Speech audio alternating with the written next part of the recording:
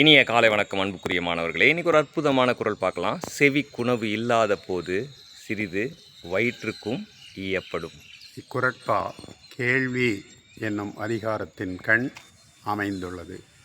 கேள்வி என்பது அறிவு சார்ந்த நூல்களை கற்றோரிடம் கேட்டலும் அறிவு சார்ந்த கருத்துக்களை பிறரிடம் கேட்டு அறிந்து கொள்ளுதலும் கேள்வி எனப்படும். கற்றலிலும் கேட்டல் மிக மிக இனியது. எனவே நாம் கேள்வி அறிவை உடையவர்களாக இருந்தால் நம்முடைய ஞானம் மிகச் சிறப்பாக வளர்ந்து நம்மை உயர்ந்த நிலைக்கு கொண்டு செல்லும் என்பதில் சிறிதும் ஐயமில்லை.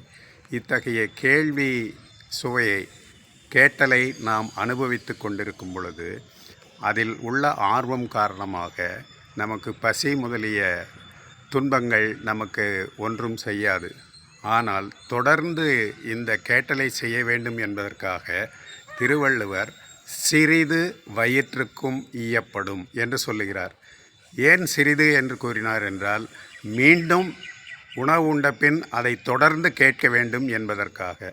இல்லை என்றால் பெரிதளவு உண்ணின் காமம், வெகுளி, மயக்கம் போன்ற குற்றங்கள் உடம்பில் தோன்றி அது கேட்டலை தடைப்படுத்தும். எனவே சிறிது வயிற்றுக்கும் ஈயப்படும்.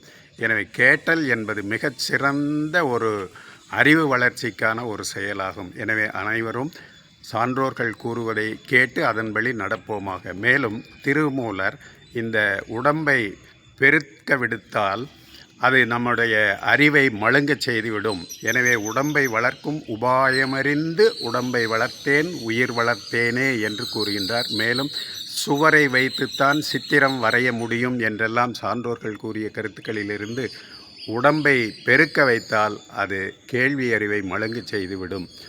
உதிரம் பெருத்தால் உத்திரத்திற்கும் ஆகாது என்று ஒரு பழமொழி இருக்கிறது. எனவே அதேபோல உடம்பு பெருத்தாலும் நம்முடைய கேள்வி ஞானம் தடைபடும். எனவே உடம்பை அளவாக வளர்த்து அதற்கு முக்கியத்துவம் இல்லாமல் உடம்பை பேணி கேள்வி அறிவுடையவர்களாக இருப்போமாக. வாழ்த்துக்கள் சாம்பியன்ஸ்.